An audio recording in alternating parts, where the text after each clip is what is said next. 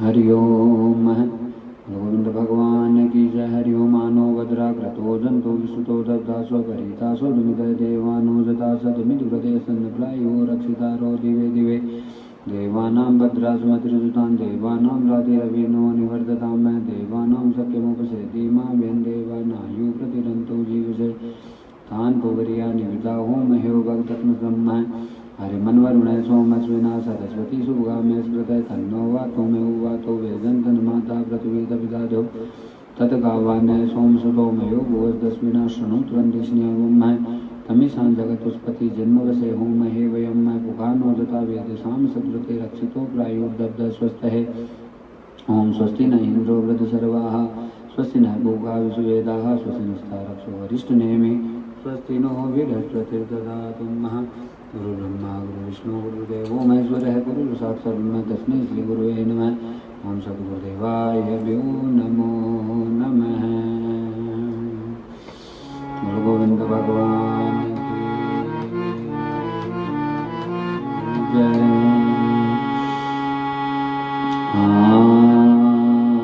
बोलो गणेश जी महाराज की जय। भक्तवत्सल भगवान की जय। सद्गुरुदेव भगवान की जय। भवानी शंकरन वंदो सदा विश्वासरूपिणो सर्वं प्रतिष्ठितो देवो वन्दे वाणिविनायको चिन्तासन्तापहन्तारो यत्पादाबुजरेन्वै श्यामदानि जाचारी प्रणमामि महोन्नगे यदो अनुग्रहतो जन्तो सर्व दुःखादिगो भवे तम हम सर्वदा वन्दो श्रीवल्लभमदनन्दन अज्ञानतिमिरादस्य ज्ञानाञ्जलाकया चक्षुरुन्मीलितं येन तस्मै श्रीगुरुवे नमः। नमामि हृदयाशेषे लीलाशिलादीक्षायणे लक्ष्मी सहस्रलीलाभिः सेवे मालङ्कलानिधि सविललितकमलकोटिसं नवनीलाम्बरधारिणी शशिवदनविलोचनी चन्द्रिका मृदुभाषिणी आनन्दघन गोविन्द मंदिर अनन्य निवासिनी घनश्याम धनहित चातकी घनश्याम धनहित मनोहरी जय जय श्री राधे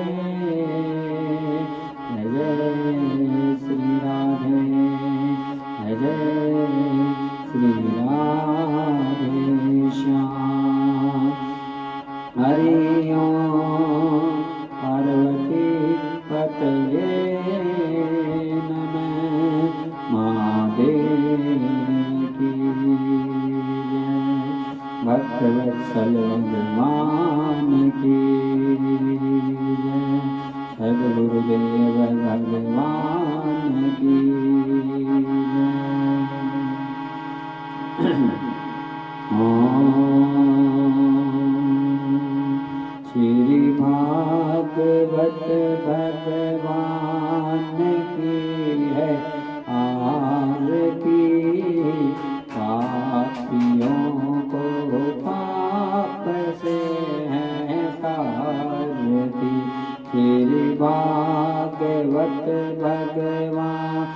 की है आरती। पापियों को पाप से है तारती। ये अमर ग्रंथ ये मोती पंथ ये पंचम वेद निराला। नव ज्योति जगाने वाला। ये अमर ग्रंथ ये मोती पंथ ये पंचम वेद निराला। नव ज्योति जगाने वाला। हरि नाम यही हरि ध्यान यही हरि नाम यही हरि ध्यान यही जग के मंगल की आरती। पापियों को पाप से है तारती। श्री भागवत भगवान की है आरती। पापियों को पाप से है तारती। हे शांति गीत पावन पुनीत पापों को मिटाने वाला। हरि दर्द कराने वाला। हे शांति गीत पावन पुनीत पापों को मिटाने वाला। हरि दर्द कराने वाला। हे सुख करने हे दुख हरने श्री मधुसूदन की आरती। पापियों को पाप से है तारती। श्री भागवत भगवान की है आरती। पापियों को पाप से है तारती। भगवत वत्सल भगवान की जय। ओम देव हो शांति अंतरिक्ष शांति पृथ्वी शांति रापय शांति रोगदय है शांति वनस्पति है शांति विश्व देवा शांति ब्रह्म शांति सर्वम शांति शांति देव शांति सामा शांति रे धीमह।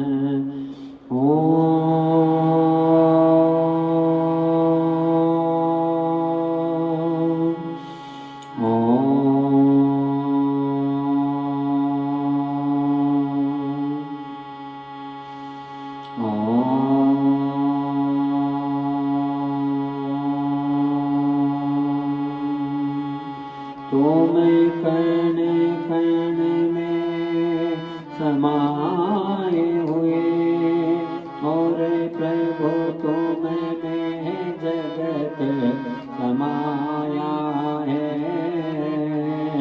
तिनका हो या पर्वत हो ये सभी तुम्हारी माया है।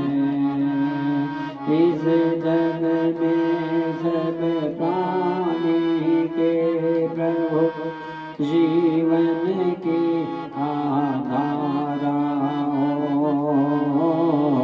नमस्कार भगवान तुम्हें भक्तों का बारंबार हो।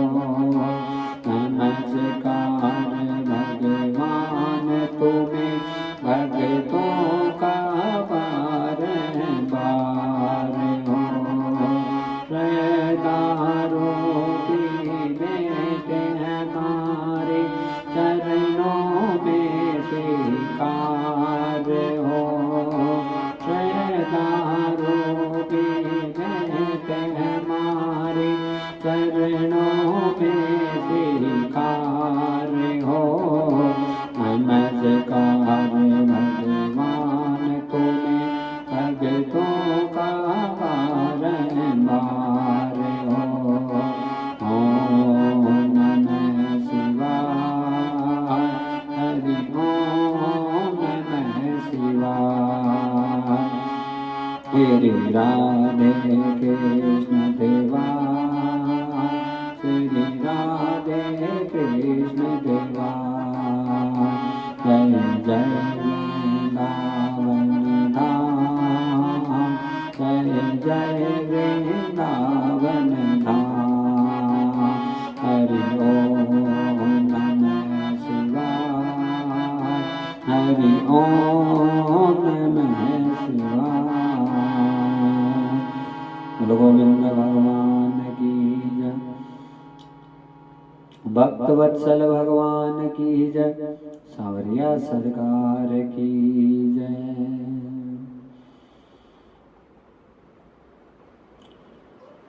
ओम कृष्ण गोविंद गोविंद हे गोपाल नंदलाल, कृष्ण गोविंद गोविंद हे गोपाल नंदलाल, कृष्ण गोविंद गोविंद हे गोपाल नंदलाल, कृष्ण गोविंद गोविंद हे गोपाल नंदलाल, हे गोपाल नंदलाल, हे गोपाल नंदलाल, हे गोपाल नंदलाल, हे गोपाल नंदलाल, हे गोपाल नंदलाल, हे गोपाल नंदलाल, हे गोपाल नंदलाल, हे गोपाल नंदलाल, कृष्ण गोविंद गोविंद हे गोपाल नंदलाल, कृष्ण गोविंद गोविंद हे गोपाल नंदलाल, हे गोपाल नंदलाल, हे गोपाल नंदलाल, हे गोपाल नंदलाल, हे गोपाल नंदलाल, कृष्ण गोविंद गोविंद हे गोपाल नंदलाल, कृष्ण गोविंद गोविंद हे गोपाल नंदलाल, हे गोपाल नंदलाल, हे गोपाल नंदलाल, हे गोपाल नंदलाल, हे गोपाल नंदलाल, कृष्ण गोविंद गोविंद हे गोपाल नंदलाल, कृष्ण गोविंद गोविंद हे गोपाल नंदलाल, कृष्ण गोविंद गोविंद हे गोपाल नंदलाल, कृष्ण गोविंद गोविंद हे गोपाल नंदलाल, हे गोपाल नंदलाल, हे गोपाल नंदलाल, हे गोपाल नंदलाल, हे गोपाल नंदलाल, कृष्ण गोविंद गोविंद गोपाल नंदलाल, कृष्ण गोविंद गोविंद हे गोपाल नंदलाल, कृष्ण गोविंद गोविंद हे गोपाल नंदलाल, कृष्ण गोविंद गोविंद हे गोपाल नंदलाल, हे गोपाल नंदलाल, हे गोपाल नंदलाल, हे गोपाल नंदलाल, हे गोपाल नंदलाल, कृष्ण गोविंद गोविंद हे गोपाल नंदलाल, कृष्ण गोविंद गोविंद हे गोपाल नंदलाल, हे गोपाल नंदलाल, हे गोपाल नंदलाल, हे गोपाल नंदलाल, हे गोपाल नंदलाल, कृष्ण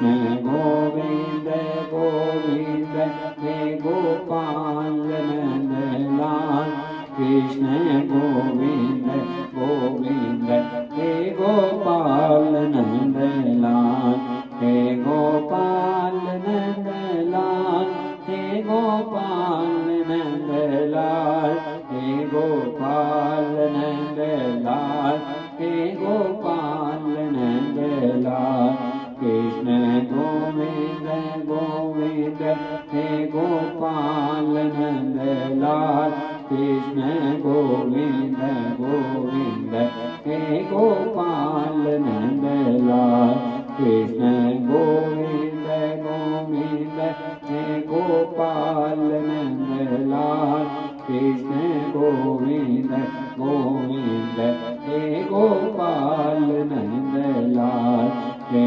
गोपाल नंदलाल हे गोपाल नंदलाल हे गोपाल नंदलाल हे गोपाल नंदलाल हे गोपाल नंदलाल हे गोपाल नंदलाल हे गोपाल नंदलाल हे गोपाल नंदलाल कृष्ण गोविंद गोविंद हे गोपाल नंदलाल कृष्ण गोविंद गोविंद हे गोपाल नंदलाल। बोलो भक्त वत्सल भगवान की जय, सद्गुरुदेव भगवान की जय। परम आनंद की बेला भक्तजनों, ओंकारेश्वर श्री ठाकुर जी महाराज का बहुत बड़ा अनुग्रह, भगवती राधा रानी की बहुत बड़ी कृपा। और आज हम इस दिव्य अनुष्ठान के चतुर्थ दिवस की बेला में प्रवेश करने जा रहे हैं।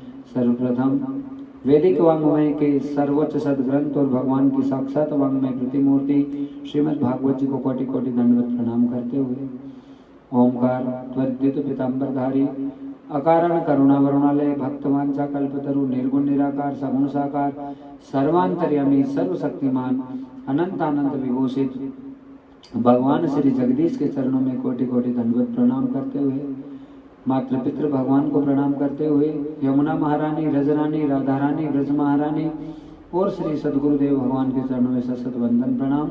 ब्रजमंडल 84 को उसके समस्त देव समाज को सशत वंदन प्रणाम करते हुए, और जो कथा के यजमान के रूप में श्री ठाकुर जी ने जो आनंद और सौभाग्य प्रदान करवाया, समस्त बंसल परिवार, श्री बजरंगलाल जी, शंकरलाल जी, बंसल जी और उनका संपूर्ण कुटुंब कबीला, उनका समस्त परिवार और उनके मात्र पितृ, जो पितरों के निमित्त कथा हो रही है, भगवान सबको सबलता प्रदान करें। सबको साधुवाद करते हुए समस्त भक्तों का जो कथा का श्रवण करने हैं उनका अभिनंदन करते हुए, और बड़े आनंद और सौभाग्य का विषय है कि आज ठाकुर जी की महती अनुकंपा से हम इस दिव्य अनुष्ठान के चतुर्थ दिवस की बेला में प्रवेश करने जा रहे हैं। जय जय श्री राधे, जय जय श्री राधे, जय जय श्री राधे श्याम। बलि है संगत साधु की, हरे कोटि अपराध, दुर्जन की संगत बुरी, भलोसाई को त्रास,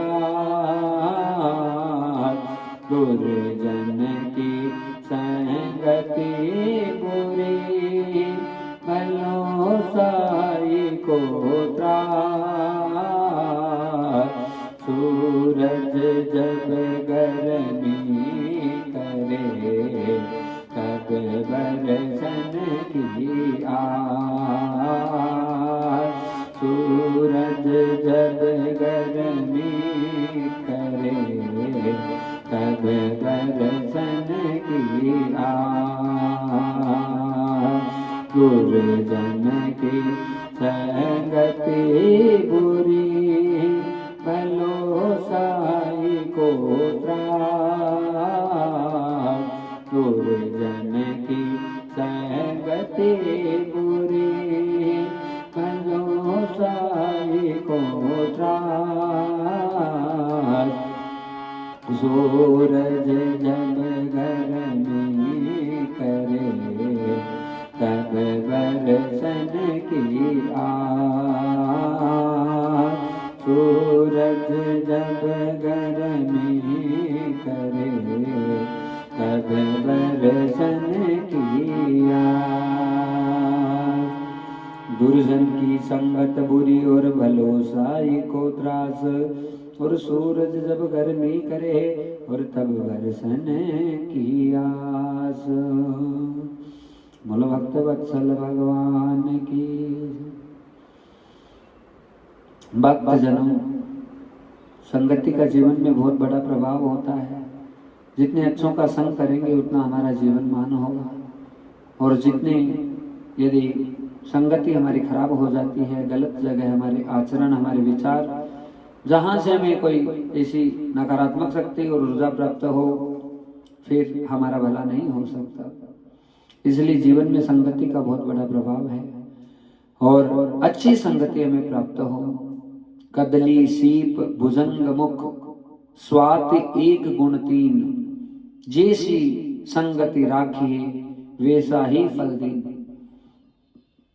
कदली यानी केले का जो पौधा है, शीप जिसके अंदर मोती जाता है, भुजंग यानी सांप, इनके मुख में स्वाति नक्षत्र में बूंद तो एक ही जाती है, लेकिन केले के वृक्ष पर पड़ती है तो केले के फल उत्पन्न हो जाते हैं।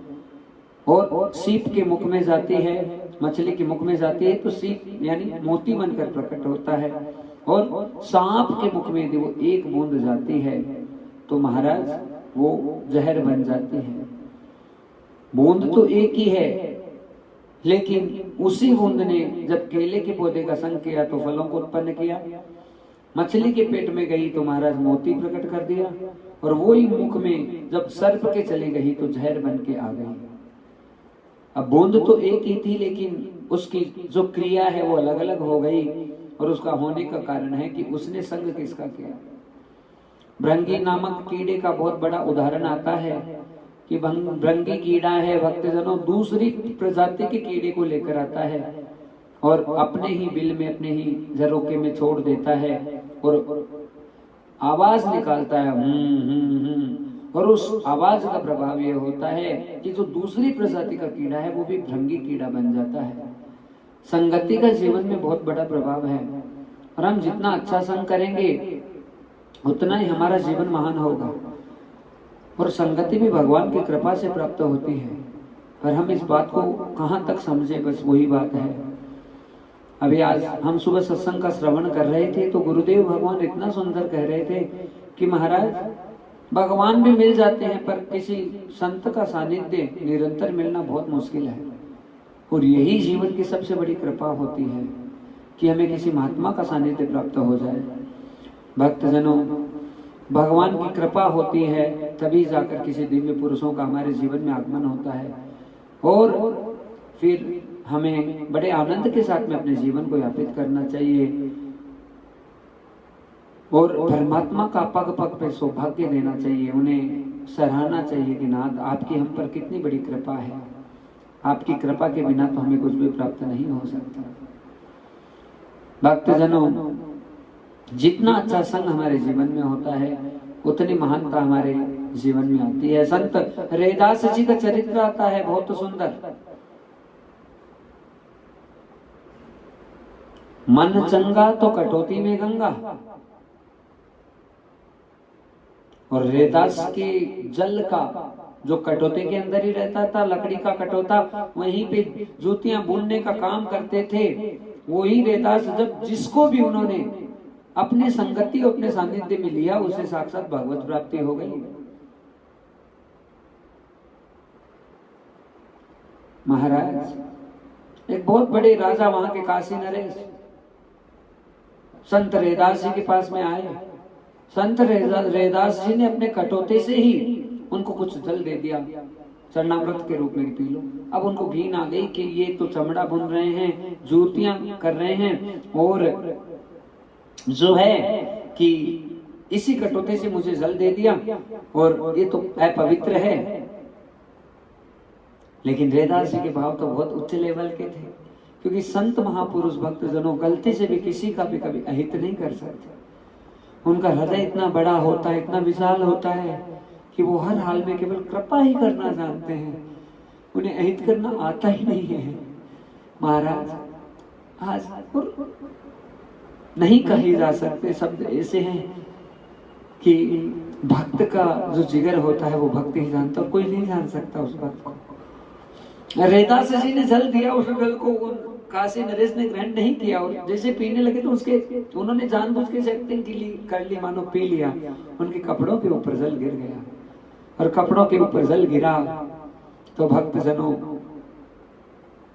वो जल एकदम बिल्कुल जैसा होता है वैसा ही था, उसमें कोई रंग मिलाया नहीं था। लेकिन जैसे कपड़ों पर गिरा तो वो केसर मिश्रित जल हो गया, कि मानो जैसे केसर के छींटे लग गए हैं। अब काशी नरेश को लगा कि कटोते का जल था, चमड़ा बुना हुआ होगा, इसलिए मेरे कपड़े पीले पड़ गए होंगे। और उन्होंने एकदम सफेद पोशाक पहन रखी थी, और वो ही पोशाक जब धोबी को दी तो धोबी उस रंग को उतारने लगा, तो अपने मुख से उतारने लगा, ऐसे उतर नहीं रहा था कि दांतों से कुरेद के उतारने लगा। तो धोबी के मुख में वो जो जल था कटोते का, जो कि जम गया था, हाँ, वो थोड़े से जल के अंग, वो जो कण थे वो उसके पेट में चले गए, और जाते ही जो धोबी महाराज एकदम अज्ञानी और केवल कपड़े धोने का कार्य करता था, आज उसका अंतःकरण पवित्र हो गया और उसे संपूर्ण ब्रह्मांड का ज्ञान हो गया। एकदम सत्य घटना है रैदास जी के चरित्र की, कि उनके हाथ से दिया हुआ जल कितनी महानता सिद्ध हो गई। और भक्तजनों दूसरा और बड़ा उदाहरण आता है गुरु गोरखनाथ जी, जो कि बहुत सिद्ध संत थे। आज यही रैदास जी के पास में आए, रैदास जी ने उन्हें भी, उनका जो खप्पर था उसमें जल भर दिया। अब खप्पर के जल को चले गए गोरखनाथ जी, कहां गए? कबीर जी के पास में। कबीर जी के खुद के कोई संतान नहीं थी, क्योंकि कबीर जी नैष्ठिक ब्रह्मचारी थी शुरू से ही, लेकिन फिर भी कहते हैं कि उनका पुत्र हुआ कमाल, और उनकी एक बेटी हुई कमाली। तो कमाल जो पुत्र था वो कहां से आया? एक किसी का बेटा मर रहा था, उस समय कबीर जी ने उन्हें जल पिला दिया, और जल वो बेटा बच गया। तो सबने कहा कमाल हो गया, कमाल हो गया। तो इसलिए उसी बेटे का नाम कमाल पड़ा। और कमाली भी इसी स्थिति में, इसी परिस्थिति में कि उसके प्राण बचाए, और उसके कारण से उस बेटी का नाम कमाली पड़ा। तो आज गुरु गोरखनाथ जी कबीरदास जी से मिलने आए, और जैसे ही कबीरदास जी से मिलने आए तो गुरु गोरखनाथ जी ने जो खप्पर में रैदास जी के यहाँ से जल लेकर आए उसे पास में रख दिया। उसी समय कबीरदास जी की पुत्री कमाली आई और आकर कहने लगी कि हे गुरुदेव, ये जल कहाँ से लाए हैं? कहा ये तो रैदास के यहाँ से प्राप्त हुआ है। कहा मैं पी लूं? कहा पी ले। महाराज वो जो जल था वो कमाली के द्वारा पिया गया, और जैसे ही पिया गया भक्तजनों, मिला तो उसे गोरखनाथ जी को प्राप्त हुआ था वो, लेकिन वो उसका महत्व नहीं समझ पाए। और किसके हृदय में गया वो जल? वो जल गया कमाली के हृदय में, और कमाली के हृदय में गया तो उसका इतना बड़ा प्रभाव हुआ, इतना बड़ा प्रभाव हुआ कि महाराज कमाली जो है जल के पीने मात्र से मानो संपूर्ण ब्रह्मांड के ज्ञान को प्राप्त कर गए। और गोरखनाथ जी की सिद्धि इतनी महान थी कि वो साथ में खप्पर रखते थे, उसमें टनों टनों अन्न डाल दिया जाए तो भी खप्पर भरता नहीं था, ऐसी स्थिति थी। और महाराज आज सब जगह घूमते घूमते, और जो कमाली थी उसका विवाह था जो मुल्तान में हुआ, जो कि आज पाकिस्तान में है। अब उसी मुल्तान में गुरु गोरखनाथ जी का आगमन हुआ, और वहां पर सबने उस खप्पर में इतना सामान डाला, इतनी सामग्री डाली, पर वो भरी नहीं। सब सोचने लगे कमाली भी मन में सोच रही है, कहा अपने पति को, कहा गोरखनाथ जी मेरे हृदय के सब कुछ हैं और मैं उनको अपने यहाँ भोजन पे बुलाना चाहती हूँ, तो मैं क्या करूं?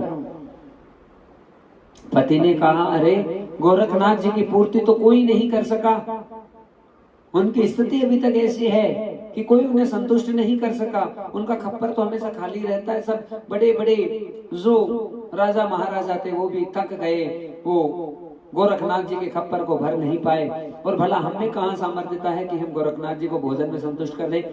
कबीरदास जी की वो जो पुत्री थी कमाली, उसने कहा आप चिंता मत करो, अरे गोरखनाथ जी के खप्पर को कोई भी नहीं भर पाया, मैं भर पाऊंगी। और महाराज आज उसी कमाली ने बुलाया गोरखनाथ जी को। गोरखनाथ जी आए, थोड़ा सा जल डाला और जल डालते ही वो एकदम पूरा छलकत हो गया, पूरा भर गया। गोरखनाथ जी आश्चर्य करने लगे कि रे पुत्री कमाली, तुमने ये मेरा खप्पर भरा तो कैसे भरा? बड़े बड़े महापुरुषों से मेरा खप्पर ना भरा गया आज तक, लेकिन तुमने कैसे भर दिया?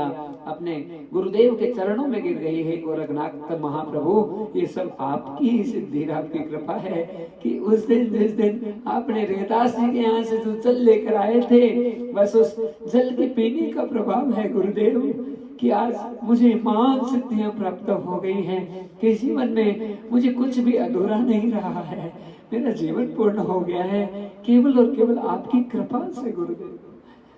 और महाराज जोर जोर से कमाली रोने लग गई। गोरखनाथ जी समझ गए हैं, थोड़े थोड़े रेदास जी के पास गए कि रेदास वो जल मुझे और दे दे। रेदास जी ने कहा अब कौन सा जल, अब कैसा जल? वो जल तो मुल्तान पहुंच गया और जिसका कल्याण होना था उसका हो गया।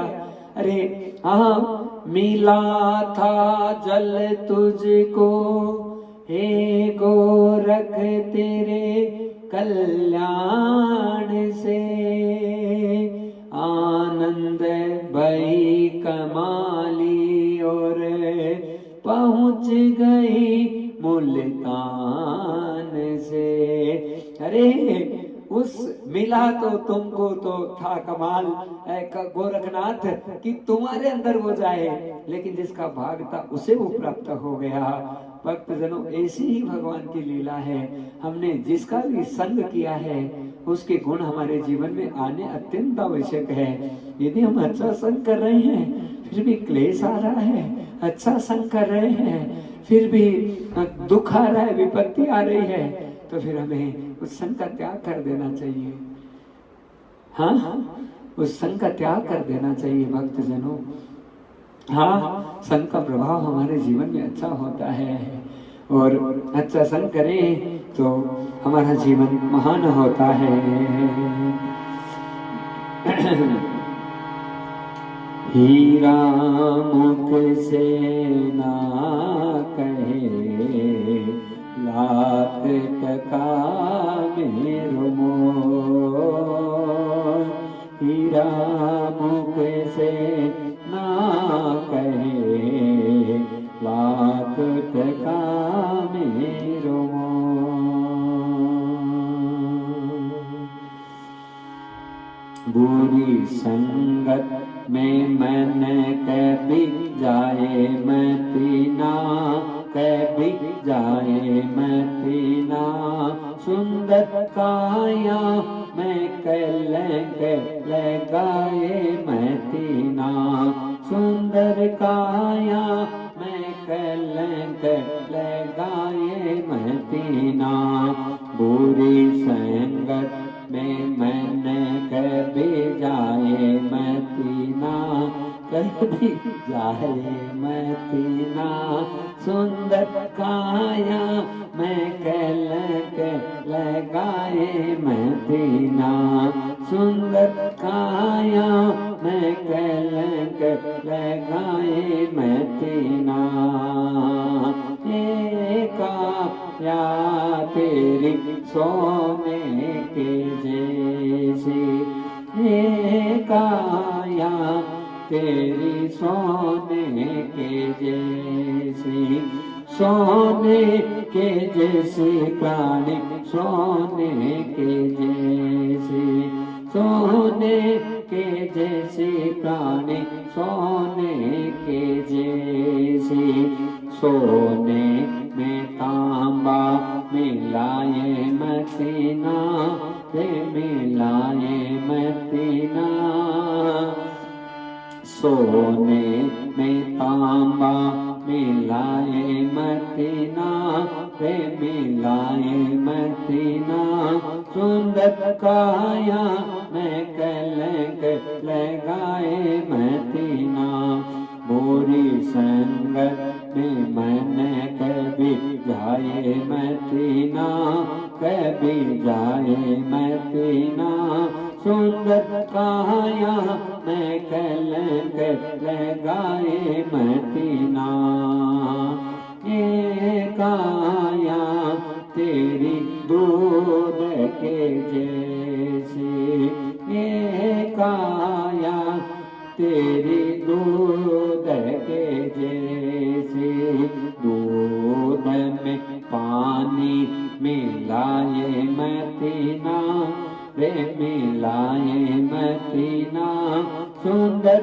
काया में कलंक लगाए मतीना, सुंदर काया में कलंक लगाए मतीना, पूरी संगत में मन कभी जाए मतीना, कभी जाए मतीना, सुंदर काया में कलंक लगाए मतीना, सुंदर काया में कलंक लगाए मतीना, पूरी संगत में मन कभी जाए मतीना, कभी जाए मतीना, सुंदर काया में कलंक लगाए मतीना, सुंदर काया में कलंक लगाए मतीना।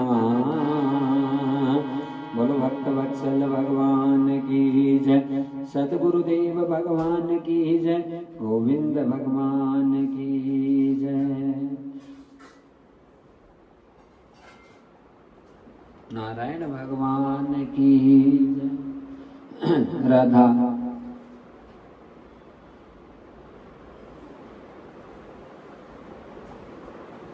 बोलो सांवरिया सरकार की जय। महाराज बुरी संगत में मन कभी जाए मतीना, वो सुंदर काया में कलंक लगाए मतीना। महाराज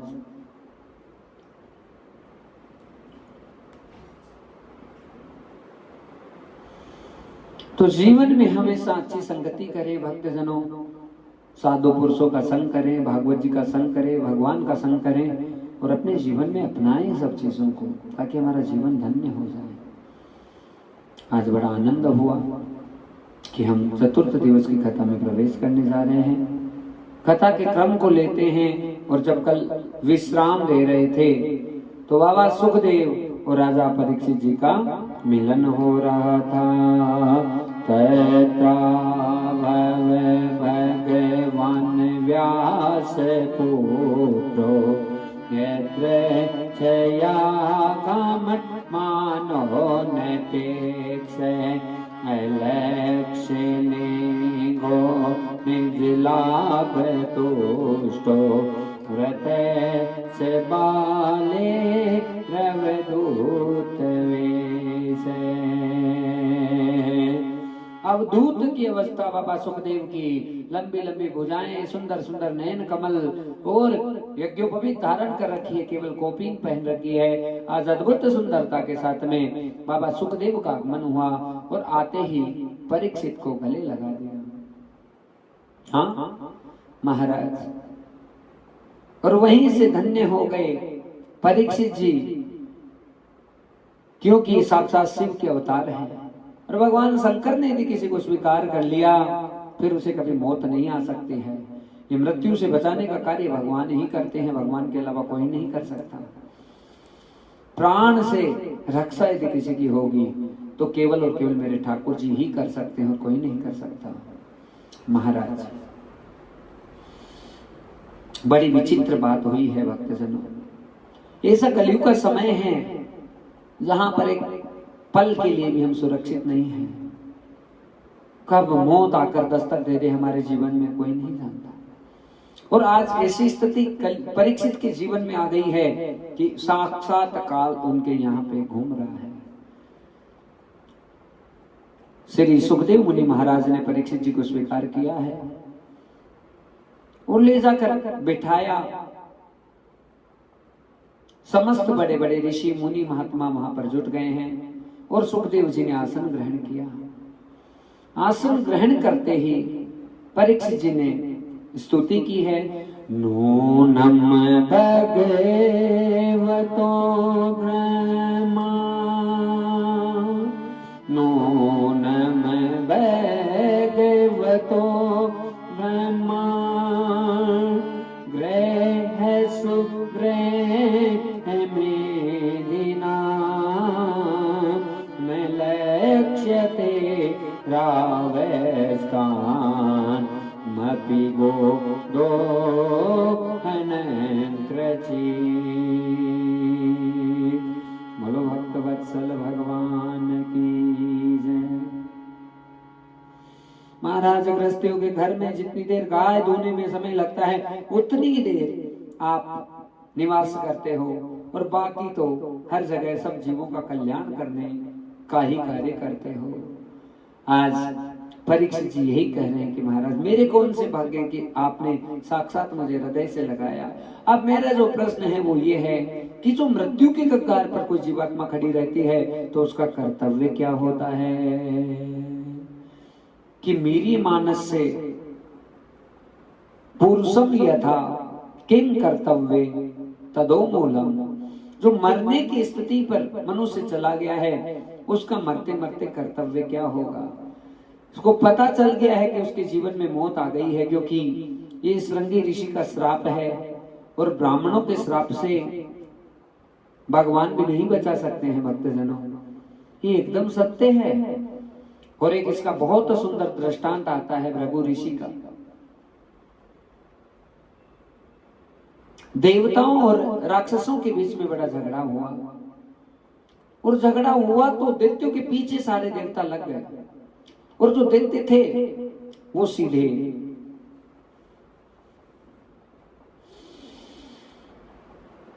भृगु ऋषि की पत्नी के पास में चले गए, ख्याति के पास, और उनकी शरणागति ले ली सारे दैत्यों ने। ख्याति ने उनको शरणागति दे दी। फिर देवता आए कि उनको दैत्यों को छोड़ो। ख्याति ने कहा नहीं। ख्याति ने योग माया के द्वारा काली और चंडी का भेष बना लिया और ऐसा रूप और ऐसा भेष बनाया कि यहाँ पर स्थिति ऐसी हो गई कि कुछ नहीं कर पाए। कौन? ये जो देवता थे वो दौड़े दौड़े भगवान विष्णु के पास गए कि ख्याति ने समस्त राक्षसों को शरण दे दी।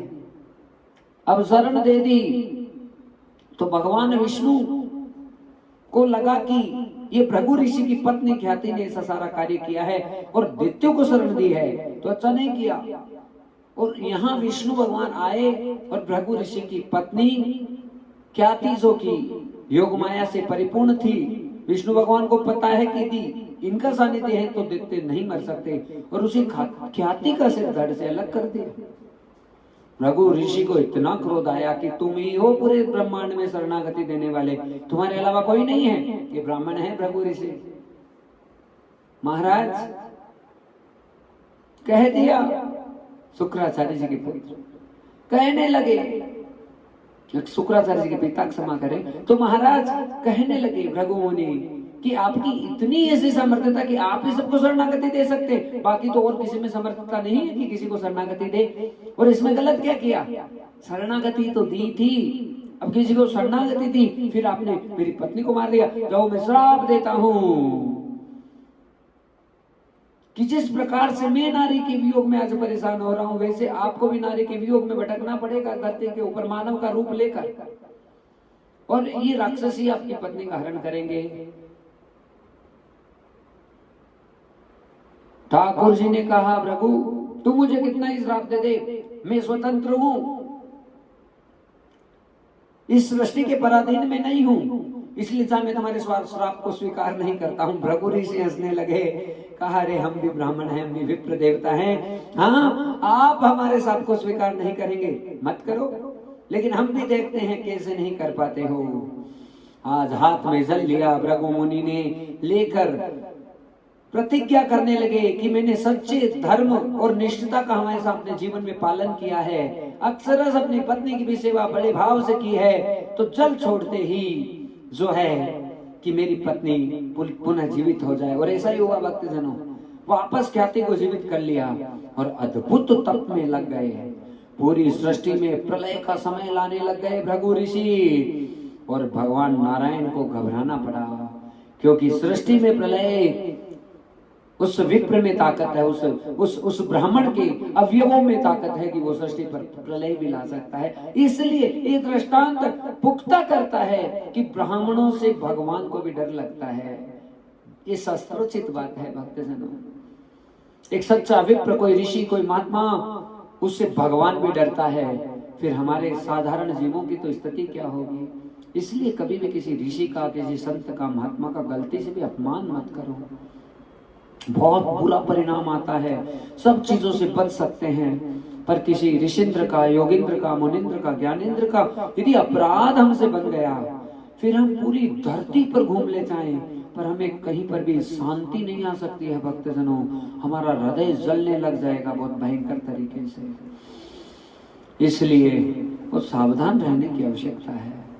तो महाराज यहां पर श्री सुखदेव जी अब उत्तर देंगे कि राजन, यदि मरने की अवस्था में हम हैं तो हमें केवल और केवल सानिध्य भगवान का लेना चाहिए, परमात्मा का भजन करना प्रारंभ करना चाहिए। और मैं तुम्हें श्रीमद् भागवत की कथा का श्रवण करवाऊंगा। भागवत जी ऐसा तत्व है जो आनंद तो तुम्हारे हृदय में प्रकट करेगा ही, साक्षात आई हुई मृत्यु भी लौट चलेगी। और ये प्रमाण है भक्तजनों भागवत जी का कि मौत को भी टालने का कार्य भागवत करती है। पर कब करती है? जब हम इस पर पूरा श्रद्धा रखें, उस पर पूरी निष्ठा रखें, उस पर पूरा समर्पण रखें।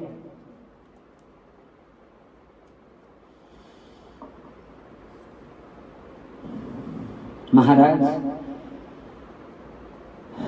बोलो सद्गुरुदेव भगवान की जय, बोलो गोविंद भगवान की जय। महाराज आज राजा परीक्षित बैठ गए, तैयार हो गए और मन से हरि नाम जाप करने लगे। हरि शरण हरि शरण हरि शरण हरि शरण हरि शरण हरि शरण हरि शरण हरि शरण। भगवान का नाम जाप करने लग गए। और यहाँ पर सुखदेव मुनि महाराज राजा परीक्षित जी को भागवत जी की कथा श्रवण करवाने के लिए तैयार हो गए हैं। और महाराज कहने लगे, राजन ये सारी सृष्टि परमात्मा के अधीन है, और जो भगवान की शरणागति में चला जाता है, उनकी संपूर्ण शरण को ले लेता है, फिर भला अलग से कोई कृपा और करुणा ढूंढने की आवश्यकता नहीं पड़ती। हे राजन, आज बड़े आनंद और सौभाग्य का विषय है कि मैं तुम्हें भागवत जी की कथा श्रवण करवाना जा रहा हूं। मरते हुए किसी मनुष्य का एक ही कर्तव्य है कि वो परमात्मा की शरण को ग्रहण कर ले और भगवान के गुणों का अनुवादन करने लगे। और ऐसा कहते कहते अचानक कहने लगे, रे मैं तुम्हें और सारे उपदेश तो देने लगा, मैं तो भगवान का मंगलाचरण ही भूल गया। और अब जाकर आज व्यास सुखदेव मुनि महाराज ने भागवत जी का मंगलाचरण किया है। तपस्विनो, कितनी ऊंची स्थिति होगी बाबा सुखदेव की कि वो मंगलाचरण ही भूल गए भगवान का। तपस्विनो दान परायशस्विनो मनस्विनो मंत्रवेद सुमंगला क्षेमन्वेदन्ति विनाय दर्पणे तस्मै सुभद्र स्रवसे नमो नमः।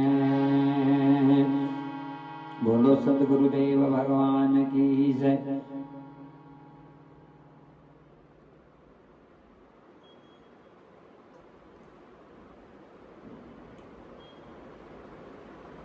तपस्विनो दान परायशस्विनो मनस्विनो मंत्रवीद सुमंगला क्षेमं न विन्दन्ति विनाय दर्पणे तस्मै सुभद्र स्रवसे नमो नमः। वो कह रहे हैं बाबा सुखदेव कि हे राजन, इस धरती पर कितना ही कोई तपस्वी हो जाए, ज्ञानी हो जाए, बहुत धनाढ्य हो जाए, ऐश्वर्य से परिपूर्ण हो जाए, लेकिन जिसने सदगुरु का सम्मान नहीं किया और जिसने भगवान का सम्मान नहीं किया, उसका सब कुछ नष्ट हो जाता है। महाराज, ये बात एकदम अक्षरशः सत्य है भक्तजनों, और बस हम इसी चीज का शिकार हो जाते हैं।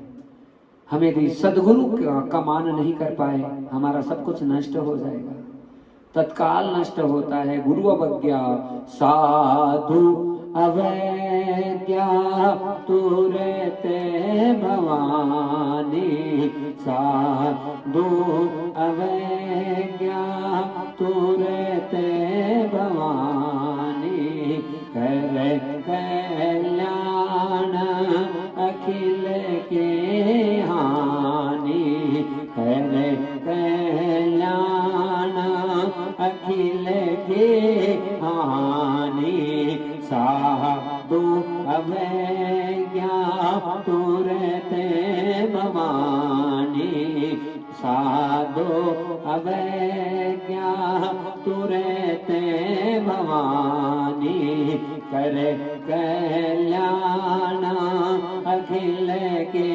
हानि, कर कल्याण अखिल के हानि, साधु अवज्ञा तुरते भवानी, साधु अवज्ञा तुरत भवानी, कर कल्याण अखिल के हानि। पूरे विश्व का अमंगल हो जाता है जब किसी संत का अपमान हो जाता है, क्योंकि भगवान सब बर्दाश्त कर सकते हैं, पर अपने रसिकों का कुछ भी, एक भी शब्द यदि रसिकों के विपरीत बोला जाए, भक्तजनों, भगवान बर्दाश्त कर ही नहीं पाते हैं। ठाकुर जी खुद कहते हैं कि मेरे ऊपर चाहे कितना ही बड़ा संकट आ जाए, लेकिन यदि मेरे रसिक के ऊपर कोई बात उठे तो फिर मैं उसे बर्दाश्त कर ही नहीं पाता।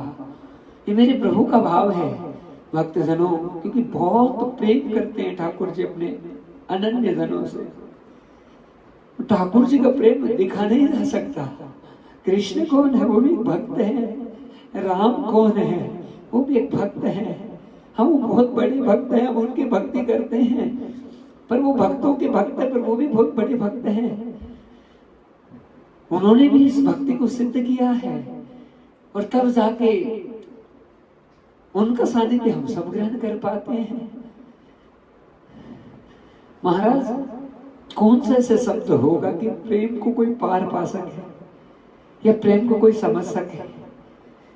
विष देने को आई पूतना, माता गति दीने, विष देने को आई पूतना, माता गति दीने। ठाकुर जी ने कृपा करके उसको मुक्ति दीनी। कैसे पाएंगे हम लाल जी का पार, बताओ?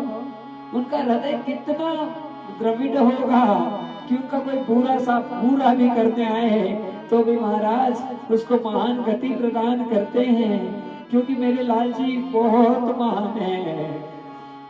विष देने को आई तो तेना माता गति देनी, विष देने को आई तो तेना माता गति देनी। ठाकुर जी ने कृपा करके उसको मुक्ति देनी, ठाकुर जी ने कृपा करके उसको मुक्ति देनी। ओ खोल्या स्वर्ग का किवाड़, खोल्या स्वर्ग का किवाड़, प्रेम नदिया की सदा उल्टी बहे धार, प्रेम नदिया की सदा उल्टी बहे धार। कौन पावे आंखों पार, कौन पावे आंखों पार, प्रेम नदिया की सदा उल्टी बहे धार, प्रेम नदिया की सदा उल्टी बहे धार, प्रेम नदिया की सदा उल्टी बहे धार। सब धामों से धाम निराला हो, सब धामों से धाम निराला श्री वृंदावन धाम, सब धामों से धाम निराला श्री वृंदावन धाम। दर्शन कर लो रे प्यारे भक्तों हो जावे कल्याण, दर्शन कर लो रे प्यारे भक्तों हो जावे कल्याण। कौन जाने मूर्ख गंवार, कौन जाने मूर्ख गंवार, प्रेम नदिया की सदा उल्टी बहे धार, प्रेम नदिया की सदा उल्टी बहे धार। कौन पावे आंखों पार, कौन पावे आंखों पार, प्रेम नदिया की सदा उल्टी बहे धार, प्रेम नदिया की सदा उल्टी बहे धार। बोलो भक्तवत्सल भगवान की जय, सदगुरुदेव भगवान की जय। कौन भगवान का पार पा सकते हैं भक्तजनों? आज श्री सुखदेव जी कथा सुनाते हुए कहने लगे कि राजन, केवल भगवान का सानिध्य ग्रहण कर लो और परमात्मा से अनन्य प्रेम करना ही सब कुछ सारे मार्गों को पुष्ट कर देता है। हे राजन, मैं तुम्हें बताना चाहता हूँ कि इस सृष्टि की रचना कैसे हुई। ये भगवान ने इस सुंदर सृष्टि को रचा है राजन। उद्धव जी और विदुर जी का संवाद आता है भक्तजनों बड़ा सुंदर, जिसमें उद्धव जी महाराज विदुर जी को जब ठाकुर जी वापस धाम पर लौट गए तो सारी कथाएं सुना सुना कर रोते हैं, रुदन करते हैं।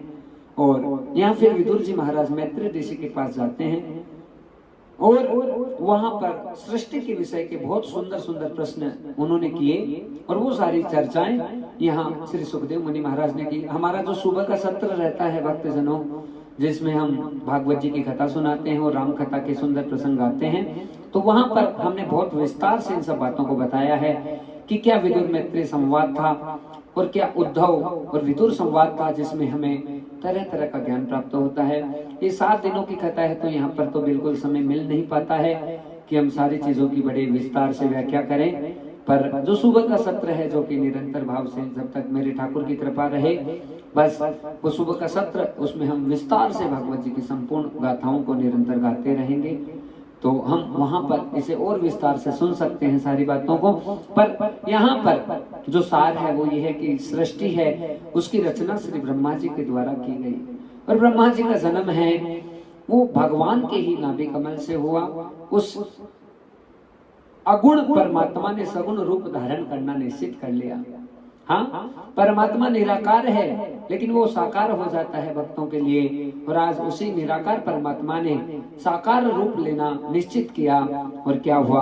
भगवान पी, क्षमा करें, जय ग्रह पुरुष समरूप भगवान नाम गादि भी संबोधम षोडश कले में दो लोक सी श्रेष्ठया।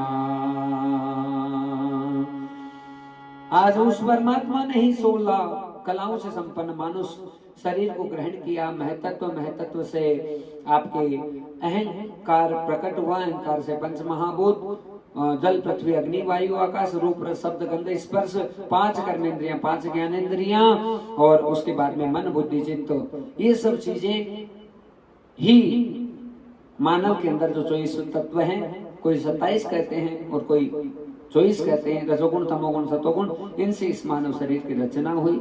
16 कलाओं से संपन्न मनुष्य शरीर को भगवान ने ग्रहण किया। और जब ये ग्रहण किया तो उसके बाद में जल में शयन करने लगे। उन्हीं के नाभि कमल से आज से ब्रह्मा जी महाराज का प्राकट्य हो रहा है। तल्लोक पद्म स उएव विष्णु प्राविशैर्गुणा विभासन तस्मिन् स्वयं वेदमयो विधाता स्वयंभुवे वदन्ति सो भूते। अनायास ब्रह्मा जी प्रकट हो गए कमलनाल में। 1000 वर्षों तक चक्कर लगाते रहे, 100 वर्षों तक क्षमा करें, लेकिन कुछ भी समझ में नहीं आया। तो आकाशवाणी हुई कि तप करो, और 1000 वर्षों तक जब ब्रह्मा ने तप किया तो भगवान प्रकट हुए। 4 श्लोकों की भागवत अहमेवा समेवा करे नान्य यत् सत् परम इत्यादि दिया। और ब्रह्मा जी महाराज इन 4 श्लोकों का विस्तार करने की बहुत कोशिश करने लगे, पर असफल हो गए, विस्तार नहीं कर पाए। भक्त जनों, यहाँ पर भगवान की आज्ञा हुई है कि सृष्टि बढ़ाई जाए, और ब्रह्मा जी महाराज ने अपने मन से ही अत्रि, अंगिरा, पुलस्त्य, भृगु, वशिष्ठ और पृथु, देवर्षि नारद, दक्ष प्रजापति इत्यादि 10 पुत्र उत्पन्न किए। ये मानसिक पुत्र हैं। और पहली जो संतान थे वो सनकादिक ऋषि थे, जो भगवान का पहला अवतार है। सनत, सनत्व, सनातन और सनातन। सनक, सनत्व, सनातन और सनातन, यही 4 ऋषि कुमार, इनको ब्रह्मा जी ने आज्ञा दी कि सृष्टि बढ़ाओ। इन्होंने कहा हम तो भजन करेंगे। ये भजन करने चले गए। ब्रह्मा जी को क्रोध आया, और वो मतलब रोने से हो गए, और क्रोध आया तो उनके ललाट से आज रुद्र भगवान का प्राकट्य हुआ। रुद्र भगवान ने कहा हम सृष्टि कर लें। तो उन्होंने तो भूत प्रेत पिशाच ये वाली सृष्टि की। ब्रह्मा जी ने कहा भजन करो, और फिर अपने ही शरीर से विभिन्न प्रकार की सब तत्वों को आज ब्रह्मा जी ने प्रकट किया। सीधे हाथ से मनु जी को और बाएं हाथ से शत्रुपा जी को प्रकट किया, और उनको कहा कि आप मैथुनी सृष्टि करें, मतलब 2 के संयोग से सृष्टि को बढ़ाएं। लेकिन रहने का स्थान नहीं था। तो ब्रह्मा जी जब चिंतित हुए तो उनके नाक से कीड़ा निकलता है, और आज और कोई प्रकट नहीं हुआ। वराह भगवान प्रकट हो गए। बोलो वराह भगवान की जय। आज शुक्र स्वरूप में भगवान प्रकट हुए, और भगवान के द्वारपाल जय और विजय उनको, जो कि सनकादि ऋषियों का श्राप लगा कि 3 योनि उनको राक्षस की प्राप्त हुई, और उसी के कारण से हिरण्याक्ष और हिरण्यकश्यप नामक राक्षसों का दीति के गर्भ से जन्म हुआ, जो कि कश्यप ऋषि की पत्नी है। और दीति ने राक्षसों को जन्म दिया, क्योंकि शाम के समय वो रति याचना करते हुए कश्यप ऋषि के पास आई थी। और शाम के समय कभी भी भोग विलास करना नहीं चाहिए। शाम का समय, सुबह का समय, 2 टाइम तो संध्या, और दोपहर के समय त्रिकाल संध्या जिसके जीवन में होती है उसका जीवन महान हो जाता है। गायत्री जप, गायत्री का भजन, हाँ महाराज, जीवन बहुत आनंदित होता है। जो त्रिकाल संध्या लगातार निरंतर करता है, थोड़ा थोड़ा नाम लेना ही त्रिकाल संध्या, यदि हम सीधा समझे कि 3 टाइम भजन करना ही त्रिकाल संध्या हो जाती है। तो भगवान की उपासना करना, उनका ध्यान लगाना हमारा परम कर्तव्य है, और इस कर्तव्य का पालन हमको करना ही पड़ेगा। महाराज, यहाँ पर श्री ठाकुर जी की अनन्य लीला कि आज भगवान उस हिरण्याक्ष का वध करने के लिए और पृथ्वी को रसातल से ऊपर स्थापित करने के लिए प्रकट हो गए। छोटा सा नाक से ब्रह्मा जी की कीड़ा निकला और वो विशाल स्वरूप में प्रकट हुआ और वो ही आज वराह भगवान सीधे दौड़े दौड़े समुद्र के पास में गए, रसातल में गए और वहां पर हिरण्याक्ष नामक राक्षस प्रकट हुआ। भयानक युद्ध हुआ हिरण्याक्ष के साथ ठाकुर जी का और बहुत शक्तिशाली है, लेकिन भगवान का ही द्वारपाल है, अहंकार उसे हो गया और उसी अहंकार को दमन करने के लिए आज साक्षात वराह भगवान ने हिरण्याक्ष का वध कर दिया और वध करके आज पृथ्वी को रसातल के ऊपर लाकर स्थापित कर दिया। बोलो वराह भगवान की जय। मनु और शत्रुपा जी को रहने का स्थान प्रदान कर दिया और जैसे ही मनु और शत्रुपा जी साथ में रहने लगे, हाँ, तो महाराज यहाँ पर उनके 5 संतानें हुई और उन संतानों में मनोस्तु सैतरो पाया तीस्र कन्याश्च जय गिरे आकुति देवहूतिश्च प्रसूति प्रीति विस्तृता। मनोस्तु सत्तरूपायां तिस्र कन्या से जगिरे आकुति देवहूतिश्चय प्रसूति रीति विस्तृता। 3 कन्याएं और 2 पुत्र हुए, आकुति, प्रसूति और देवहूति, प्रियव्रत और उत्तानपाद। आकुति का विवाह महर्षि मरीचि के साथ में हुआ। धर्म इत्यादि संतानें हुई जिन्होंने नर नारायण को प्रकट किया। प्रसूति का विवाह दक्ष प्रजापति के साथ में हुआ और देवहूति का विवाह कर्दम ऋषि के साथ में हुआ। भक्तजनों, 2 पुत्र हुए, एक का नाम प्रियव्रत हुआ और एक का नाम उत्तानपाद हुआ। श्री जो कर्दम ऋषि है उनका विवाह देवहूति के साथ। आज सुबह भी यही प्रसंग चल रहा था, बड़ा सुंदर, और कपिलोपाख्यान बड़े विस्तार से सुबह के सत्र में जरूर सुनाएंगे। अभी तो जितनी आज्ञा भगवत बनती है उस आज्ञा को सिरोधारी करते हुए श्री ठाकुर जी के चरणों में समर्पित करेंगे। यदि विस्तार से हमें कपिलोपाख्यान सुनना है कि कैसे कपिल देव भगवान ने माता देवहूति के समस्त प्रश्नों का निराकरण किया है, उसकी विस्तार से चर्चा सुबह के सत्र में भागवत एवं राम कथा प्रवचन जो हमारा सत्र चल रहा है उस सत्र में हम बड़े विस्तार से सब बातों को बताएंगे। यहाँ पर देवहूति का विवाह कर्दम ऋषि से हुआ और जैसा कि आज सुबह भी बताया जा रहा था कि कर्दम ऋषि ने तप किया 10,000 वर्षों तक। हाँ, 10 सहस्त्र वर्षम युक्तानाम। महाराज कितना महान तप होगा और कैसे कैसे सतयुग त्रेता में इतना बड़ा तप करके भगवान को प्राप्त किया जा सकता था। पर आज कलयुग में तो कितने सहज ठाकुर जी, आप पुकारते जाओ, आते हैं पक्का। और हम कोई हवा में नहीं कह रहे इस बात को, हम आपको पक्का कहते हैं। भगवान ही सब जगह हैं। वासुदेवम सर्वमितिम स महात्मनम स दुर्लभम। महाराज, भगवान के दिव्य महापुरुष बड़े मुश्किल से प्राप्त होते हैं हमारे जीवन में। आज यहाँ पर यही लीला हुई कि बोलो सदगुरुदेव भगवान की, भागवत भगवान की।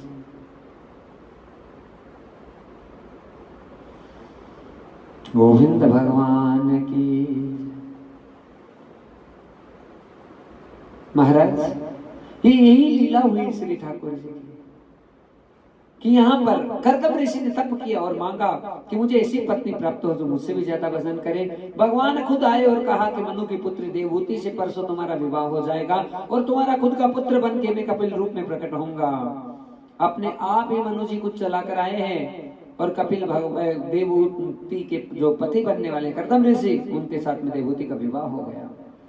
बड़े आनंद के साथ में देवहूति यहाँ आई कर्दम ऋषि के। उनकी कुटिया को देखकर आश्चर्य करने लगी। ऊपर केवल चिड़िया के घोंसले, नीचे चूहों को जगह दे रखी है, छोटे से आसन पर खुद विराज। कहा देवी मुझे जितनी जरूरत है उसमें मैं खुश हूँ। आंसू बहने लगे कि मुझे कितने महान पति प्राप्त हुए। और महाराज उसी समय कर्दम ऋषि की समाधि लग गई, जो 40 वर्षों तक रही और देवहूति केवल उनकी सेवा में ही बैठी रही, इंतजार करती रही कि कब मेरे स्वामी की समाधि टूटे। आज जैसे ही समाधि टूटी, यहाँ पर कर्दम ऋषि सीधे देवहूति से कहने लगे, देवी तुम कौन हो, पहचाना ही नहीं। कहा मैं वही हूँ जो 40 वर्ष पहले आप लेकर आए थे। झुर्रियां पड़ गई, नदी में स्नान करवाया, यौवन अवस्था प्राप्त हो गई, कामक नामक विमान प्रकट किया और आकाश मार्ग में जो भी भोग मांगे वो सारे भोग उसमें प्रकट हो जाते हैं।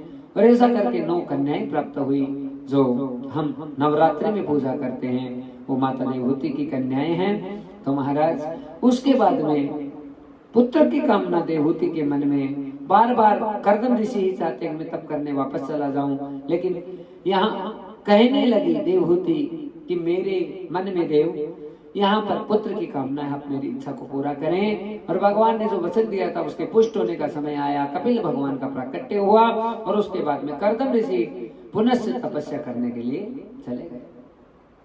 भक्तजनों, अब जैसे ही कपिल भगवान है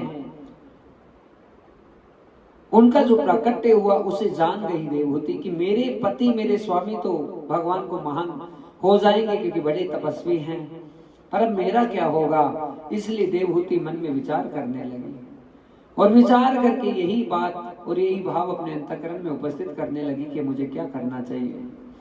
महाराज आज देवहूति जो है वो कपिल भगवान के पास गई, जाकर हाथ जोड़ा, निर्वीण राम भुवन असत इंद्रिये चले इन संघान मानेन प्रपन्नान तमें प्रभो। हे नाथ मैं बड़ी परेशान हूँ इन इंद्रियों के भोगों को भोग भोग के। हे पुत्र तू साक्षात भगवत स्वरूप ही है। मैं संसार के सारे भोगों को भोग चुकी हूँ और इन भोगों से मुझे कभी आज तक तृप्ति नहीं हुई है। इसलिए पुत्र अब मैं आज तेरी शरण में आई हूँ, मुझे ऐसा कोई उपाय बता दे जिससे मेरा जीवन आनंदित हो जाए। हे पुत्र बोलो सद्गुरुदेव भगवान की। मुझे क्या करना चाहिए कि मुझे भगवान की प्राप्ति हो जाए। पुत्र मेरे समझ में नहीं आ रहा है और इन भोगों को जितना भोगती हूँ उतने ही कलेश में चली जाती हूँ। एकदम सत्य कह रही है। कपिल भगवान कहने लगे, माता इंद्रियों का कोई दोष नहीं है। भगवान ने आंखें दी है तो अच्छे दर्शन करने के लिए दी है, कान दिए हैं तो अच्छा भजन सुनने के लिए दिया है, मुख दिया है तो भगवान का भजन करने के लिए दिया है, सारा शरीर दिया है तो बड़े आनंद के लिए दिया है। लेकिन जीवात्मा इस शरीर को संसार में लगाता है और तरह तरह के भोगों में व्याप्त होकर अपने जीवन को व्यर्थ कर देता है। हे माँ, इंद्रियां इस चीज की जिम्मेदार नहीं है। इंद्रियां तो भगवत प्राप्ति में सहायक है, इंद्रियां तो मदद करती है, पर जो बंधन का कारण है वो मन है। मन एव मनुष्याणाम कारणम बंध मोक्ष च। इस मन को जो भगवान में लगाते हैं तो इसी मन के द्वारा हम परमात्मा में महान हो जाते हैं। इसी मन को जब हम संसार में लगाते हैं तो हम बर्बादी की तरफ चले जाते हैं। हे माँ, मन ही बंधन का कारण है और मन ही मुक्ति का कारण है। हे माँ, इस मन से ही सारी व्याकुलताएं और सारा आनंद प्राप्त होता है।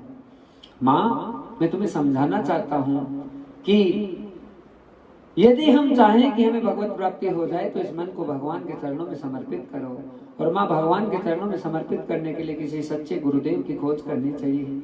हमारे जीवन में माँ यदि कोई सच्चा गुरुदेव मिल गया जो भगवान का परम प्रिय भक्त हो, परमात्मा से प्रेम करने वाला हो, जिसके अंतःकरण में संतुष्टि का भाव हो, जो कभी अपने स्वार्थ को पुष्ट ना करता हो और जो हर प्रकार से सबके दुख में दुखी होता हो, सबके सुख में सुखी होता हो और जो हर प्रकार से भगवान के परायण हो, जो भागवत और पुराणों का मर्मज्ञ हो, जो तत्व का विशेषज्ञ हो और जो भगवान का साक्षात कर चुका हो, ऐसा कोई ऋषि महात्मा यदि हमारे जीवन में आ जाए तो माँ उसी दिन से हमारे कल्याण का विषय उत्पन्न हो जाता है। हे पुत्र कपिल, तुमसे महान कौन होगा। मैं सारे गुण तुम्ही में देख रही हूँ।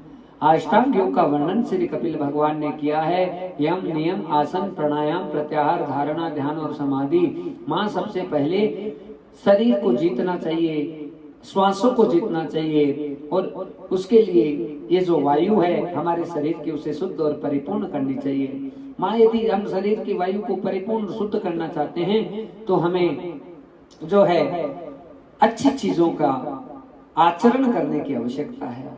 हमारे अंतःकरण की श्वास भी माँ तभी महान होगी जब हम निरंतर भाव से जो है अच्छे भोजन को ग्रहण करेंगे, अच्छे विचारों को ग्रहण करेंगे, अच्छी बातों को ग्रहण करेंगे और अच्छों का संग करेंगे तो हमारा यम माँ शुद्ध हो जाएगा। हमारे अंतःकरण में जो हमारी श्वासें चल रही है महाराज, वही हमारा यम है माँ। और उस श्वास को शुद्ध करने के लिए हमें निरंतर योगाभ्यास भी करते रहना चाहिए। हे माँ, हम जब श्वास को ऊपर नीचे लेते हैं तो हमारा शरीर पवित्र होता है। और माँ, जब हम मान लो सांस को भी ऊंचा नीचा लेने की हमारी आदत ना हो, पर हम अपने मुख से राधा राम कृष्ण, तो हमारा यम पवित्र होता है। शिव को पुकारे, राम को पुकारे, कृष्ण को पुकारे, हमारा यम पवित्र होता है। माँ, दूसरी चीज जरूरी है नियम। यदि हम कोई ना कोई नियम नहीं लेंगे माँ तो हमारा कल्याण नहीं होगा। माँ, ऐसा कोई नियम हमें अवश्य अपनाना चाहिए अपने जीवन में जिससे हमें भगवत प्राप्ति हो। कोई ना कोई नियम में हमारी निष्ठता रहनी चाहिए। एक बार यदि हम कोई नियम ले ले तो उस नियम को छोड़ना नहीं चाहिए। एक चीज में तो हमारी निष्ठा माँ जरूर होनी चाहिए। हे माँ, उसके बाद में आसन को जीतना बहुत जरूरी है। एक आसन पर हम 3 घंटे बिना हिले डुले यदि बैठना प्रारंभ कर दें और माँ हमारे शरीर में कोई मूवमेंट ना हो, तब हमें जानना चाहिए कि हम थोड़ा थोड़ा आसन जीतने में सफल हो रहे हैं। और माँ, चौथा जो स्थिति है वो प्राणायाम है जो हमें निरंतर करना चाहिए। अपने श्वासों को हम प्राणायाम के माध्यम से शुद्ध कर सकते हैं। श्वास को ऊपर खींचना, रोकना ब्रह्मरंध्र में, फिर उसे धीरे धीरे नीचे उतारना माँ, इससे हमारा शरीर पवित्र होता है। प्रत्याहार माँ, आहार का जीवन में बहुत बड़ा महत्व है। आहार शुद्धो सत्य शुद्धो सत्य शुद्धो ध्रुव स्मृति। यदि हम ध्रुव जैसी स्मृति को प्राप्त करना चाहते हैं माँ तो हमें बहुत अच्छा आहार लेने की आवश्यकता है। और माँ, फिर उसके बाद में हमारे शरीर को हम धीरे धीरे धारण करने की कोशिश करें कि परमात्मा अंदर ही है, बाहर नहीं है। अनन्य भाव से जब उनका चिंतन करने लगे तो हमारा ध्यान बनने लगेगा। और माँ, जब ध्यान बनेगा तो हम स्वतः ही समाधि के अंदर चले जाएंगे। और जिस दिन से हमारी समाधि बननी प्रारंभ हो जाए माँ, उस दिन से हमारे पर भगवान की बहुत बड़ी कृपा होने लग जाती है। माँ, 4 प्रकार के भक्त होते हैं। एक भक्त रजोगुणी होते हैं, एक भक्त तमोगुणी होते हैं, एक भक्त सतोगुणी होते हैं और एक भक्त माँ निर्गुणी होते हैं। जो दुख और सुख दोनों में ही जो दोनों को भोगता रहता है और कभी दुखी हो जाता है, कभी सुखी हो जाता है, कभी उस देवता को, कभी उस देवता को, कभी उस देवता को जाते हैं, वो रजोगुणी भक्त होते हैं। और ऐसे रजोगुणी भक्त भगवान को उतने प्यारे नहीं होते। एक तमोगुणी भक्त होते हैं जो ऊपर से भक्ति का नाटक करते हैं और दूसरे जितने गंदे गंदे पदार्थ हैं और कोई नियम मर्यादा में नहीं रहते और केवल अपने मनमाने आचरण करते हैं, ऐसे भक्त तमोगुणी भक्त होते हैं। माँ, ये भी भक्त भगवान को कभी प्रिय नहीं है। तीसरे सतोगुणी भक्त होते हैं जो जीवन में सात्विकता को धारण करते हैं, साधु पुरुषों का सेवन करते हैं, निरंतर भगवान का सत्संग करने की कोशिश करते हैं और कोई भी गलत आहार नहीं करते। माँ, ऐसे सतोगुणी भक्त होते हैं। और माँ, चौथे जो भक्त होते हैं वो निर्गुणी भक्त होते हैं। और जो निर्गुणी भक्त होते हैं माँ, वो भक्त बड़े महान होते हैं। वो भक्त इतने महान होते हैं कि माँ, वो कभी भी जो है कुछ भी भगवान से मांगते नहीं। सतोगुणी भक्त भी अपनी कामनाओं को पूरी करते रहते हैं माँ, पर निर्गुणी भक्त कुछ भी भगवान से नहीं मांगते। निष्काम भाव से, अनन्य भाव से जो भगवान की पूजा करते रहते हैं, ऐसे निर्गुणी भक्त भगवान को सबसे प्यारे होते हैं। श्री रामदास बोढ़ाना जी की कथा आती है जो एकादशी के प्रति निष्ठता रखते थे। एक भी दिन ऐसा नहीं आता था एकादशी का कि एकादशी की रात्रि को वो द्वारिकाधीश के मंदिर में नहीं जाते थे। रात को जाते, वहां पर संकीर्तन करते, भगवान का ऊंचे ऊंचे स्वरों में भजन करते और भगवान को रिझाते। 15-20 सालों का समय हो गया भक्तजनों, एक भी दिन ऐसा नहीं आया कि उन्होंने अपने नियम को तोड़ा। निरंतर भगवान के चरणों में वहां गए। कैसे भक्त निर्गुणी होते हैं, कैसे अपने नियम और मर्यादा में नैष्ठिकता और नियम का पालन करते हैं। एकादशी का बहुत बड़ा महत्व होता है भक्तजन। और आज इसी चीज को पुष्ट करने के लिए वो वहां चले गए। बैठे हैं। आज अचानक भगवान के जो दरबार है वो खुल गए और ठाकुर जी संबोधित करने लगे श्री विग्रह स्वरूप से साक्षात रामदास, मैं तुम्हारे साथ चलना चाहता हूँ, कोई ऐसी व्यवस्था कर। हे भोडाना, मैं तुम्हारी भक्ति से प्रसन्न हूँ, मेरा जी घूट रहा है यहाँ द्वारिका के मंदिर में, मैं तेरे साथ जाना चाहता हूँ। हे भोडाना, अगली 11 आए तो मंदिर में तो आना और ते गाड़ी लेकर जरूर आना, मैं तो तेरे साथ जाऊंगा। प्रभु मैं तुम्हें कैसे लेकर जाऊंगा? अरे तू उस बात की चिंता मत कर, मैं सारा विधान बना दूंगा। भोडाना मैं तेरे साथ जाऊंगा। भोडाना जी का रोम रोम खड़ा होने लगा कि मैं क्या करूं, मैं कैसे मेरे प्रभु को अपने घर पर लेकर जाऊं। और महाराज अगली जब 11 आई, एकादशी आई, तो भोडाना जी भजन कर रहे हैं। जैसे ही कीर्तन करने लगे, विग्रह से आवाज आई, मंदिर के पट खुले, भोडाना अब मैं तैयार हूँ, मुझे यहाँ से उठा ले। हे भोडाना। भोडाना जी घबरा रहे हैं कि प्रभु कोई जग गए तो क्या होगा। आज बैलगाड़ी लेकर आए हैं भोडाना जी। अंदर विग्रह जो गर्भगृह है उसके अंदर भोडाना जी का प्रवेश हुआ और जाकर श्री ठाकुर जी को बाहें भर ली और भर के ठाकुर जी को लिया तो ठाकुर जी उठ गए।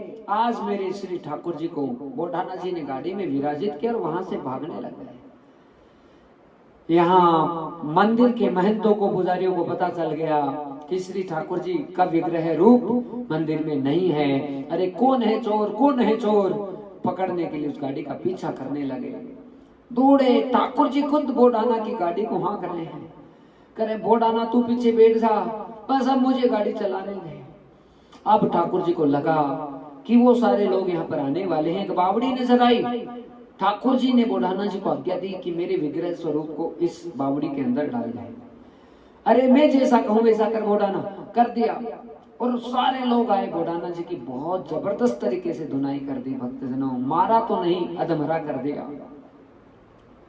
घाव हो गए पूरे शरीर पर। भक्तों को कितना कष्ट सहना पड़ता है, कितना कष्ट सहना पड़ता है, जिसकी केवल भक्त ही जानता है कि उसकी आत्मा कितनी चलती अंदर से, कितनी आग चलती है उनके अंतःकरण में। लेकिन भक्त के मरम को कोई ना तो जान पाया है, ना जान सकेगा। भक्तजनों, भोडाना जी की बहुत पिटाई की, लेकिन जैसे जैसे पिटाई की जो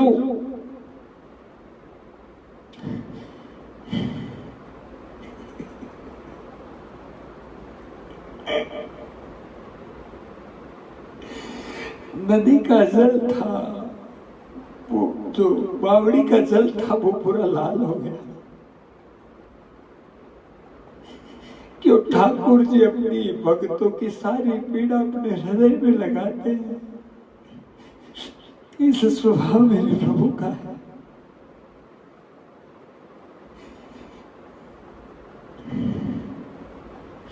आज जितने महंत पुजारी आए, भोडाना जी को इतना मारा, इतना मारा, इतना पीटा। बहुत रुदन हुआ ठाकुर जी को कि मैं अपने भक्त को नहीं बचा सका। आज पूरा जल बावड़ी का लाल हो गया। बावड़ी के अंदर से आवाज है, रे दुष्टो, तुम मेरे भक्त को मार रहे हो, अब तुम्हारा भला नहीं होगा कभी भी। जाओ, निकल जाओ यहाँ से। जो मेरे भक्त का अपमान करता है, तिरस्कार करता है, उसे पूरे ब्रह्मांड में कहीं पे जगह नहीं मिलती। जाओ, भागो यहाँ से, निकल जाओ। महाराज घबरा गए। विग्रह को ढूंढा गया, भगवान के पूरे घाव ही घाव हो रहे हैं, क्योंकि भोडाना के जो चोट लगी वो ठाकुर जी ने कह दिया, मुझे छूना मत कभी, यदि मुझे छुएगा तो केवल रामदास भोडाना छुएगा और कोई नहीं। निकलो यहाँ से, मैं नहीं जाऊंगा द्वारिका, मुझे नहीं जाना। ए भोडाना, तुम्हारे गांव डाको और मुझे लेकर चल। ब्राह्मणों को केवल स्वार्थ है अपना कि बस धन प्राप्त हो रहा है द्वारिका नाथ से। ब्राह्मण के भाव को जान गए, रे तुम केवल लोभी ब्राह्मण हो, तुमको सोना चाहिए ना, मैं सोना दे दूंगा, लेकिन मैं तुम्हारे साथ नहीं जाऊंगा। भोडाना तुमको घर पे सोना देगा। भोडाना जी कह रहे, प्रभु मेरे पास तो कोई धांस ही नहीं सोने की, मैं कहां से दूं? कहा, चल भोडाना, कहा मेरे बराबर में तोल के सोना दे दूंगा। सारे ब्राह्मणों को आज डाकोर लेकर गए बुढ़ाना जी के गांव में। तराजू लिया गया भक्तजनों, एक साइड में श्री ठाकुर जी विराजित हो गए, दूसरे साइड में बुढ़ाना को कहा तुम्हारी पत्नी की जो नाक की नथ है वो लेकर आ। कहा प्रभु उससे बराबर आप कैसे तुलेंगे? कहा तू लेकर तो आ। आज बुढ़ाना उस नाक की नथ को लेकर आया, तराजू में उस नथ को रख दिया गया। तराजू को जैसे खड़ा किया भक्तजनों, उसी समय भगवान इतने हल्के हो गए कि उस नथ के बराबर तुल गए। क्योंकि दुष्टों को वो स्वर्ण भी देना नहीं चाहते कि अरे तुम तो केवल लोभी ब्राह्मण हो, जा मेरे बराबर तुमको सोना देता हूं, इतना सा सोना मिलेगा, तुम निकल जाओ यहां से। सारे ब्राह्मण मंत सहंत सब चरणों में गिर गए कि महाराज हमसे भक्त अपराध हो गया, आप मुझे क्षमा कर। भगवान सब कुछ बर्दाश्त करते हैं पर भक्त अपराध क्षमा नहीं कर पाते। ठाकुर जी का हृदय कंपित हो जाता है। भक्तजनों यहाँ पर यही बात माता देवहूति को समझाई कि ऐसे निर्गुणी भक्त जो कोई कामना नहीं रखते भगवान से, वो ही भक्त भगवान को सबसे ज्यादा प्रिय होते हैं। माँ ऐसे भक्तों का शरण कर लो तो हमारा तो स्वतः ही कल्याण हो जाएगा। आज माता देवहूति बड़ी गदगद हो गई और कहने लगी पुत्र तुम्हारी बातों से मुझे समझ में आ गया कि जो है जो भी परमात्मा का सानिध्य ग्रहण करे तो उसका तरीका यही है कि किसी गुरु का सानिध्य करके उसके अंतःकरण में भगवान का नाम स्थापित हो जाए। और वो ही स्थिति आज भक्तजनों हुई है कि माता देवहूति के यहाँ पर मुख में श्री ठाकुर जी का नाम स्थापित हो गया। और माता देवहूति आज कपिल भगवान के उपदेश को सुनकर आनंद की सरिता में परिणित हो गई।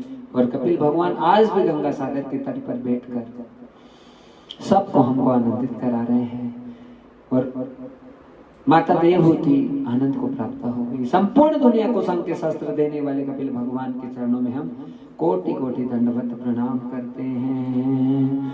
भक्तों के मेरे प्यारे, मेरे प्यारे सांवरिया,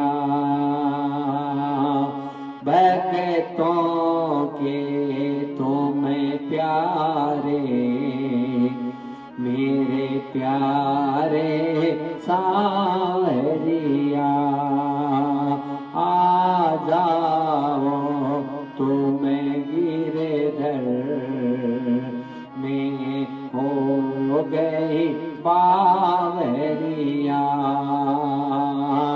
आ जाओ तुम गिरधर में हो गई बावरिया।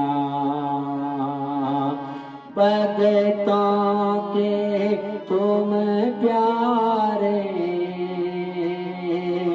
उनकी आँख के हो तारे, भक्तों के तुम प्यारे, उनकी आँख के हो तारे, इस जग से हो न्यारे, मेरे प्यारे सांवरिया, तुम आ जाओ गिरधर, मेरे प्यारे सांवरिया। भगत पुकार रहे प्रेम के वश में आ, भक्त पुकार रहे प्रेम के वश में आ, प्रेम की मूरत हो मेरे प्यारे सांवरिया, दर्शन दे दो हो गिरधर में हो रही बावरिया आ जाओ सावरिया में हो रही बावरिया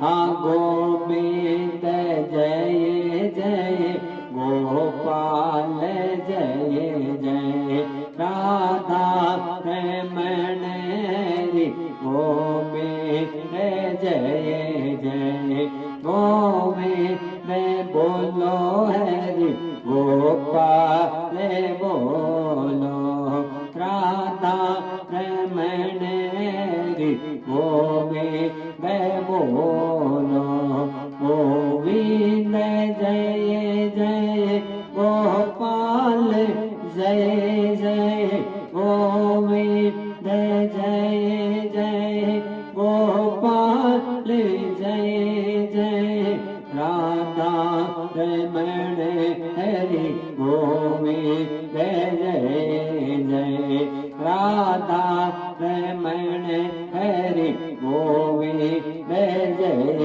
जय गोविंद बोलो हरि गोपाल बोलो राधा रमण हरि गोविंद बोलो राधा रमण हरि गोविंद बोलो गोविंद जय जय गोपाल जय जय राधा रमण हरि गोविंद जय जय राधा रमण हरि गोविंद जय जय गोविंद बोलो हरि गोपाल बोलो राधा रमण हरि गोविंद बोलो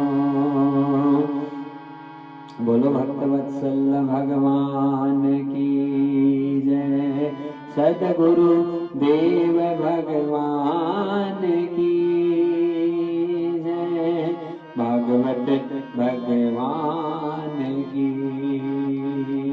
जय। तो महाराज बड़े आनंद और सौभाग्य का विषय है भक्तजनों की इस प्रकार से माता देवहूति का कल्याण किया। प्रसूति का विवाह दक्ष प्रजापति के साथ में हुआ और दक्ष जी की 60 कन्याएं हुई, उनमें से 27 कन्याओं का विवाह चंद्रमा के 11 कन्याओं का विवाह चंद्रमा के साथ हुआ। उनकी जो 27 कन्याएं थी वो नक्षत्र बने, अलग अलग विवाह हुआ। कश्यप ऋषि को दी 13 कन्याएं और सबसे छोटी जो कन्या है उसका विवाह भगवान शंकर से हुआ और जिनका नाम माता सती था। दक्ष प्रजापति को अहंकार हुआ और शंकर जी का अपमान कर दिया। हम बच सकते हैं गुरुद्रोह से, हम बच सकते हैं हरिद्रोह से, हम बच सकते हैं शिवद्रोह से, तत्काल भस्म हो जाते हैं भक्तजनों, क्योंकि गुरुद्रोह ऐसा ही है।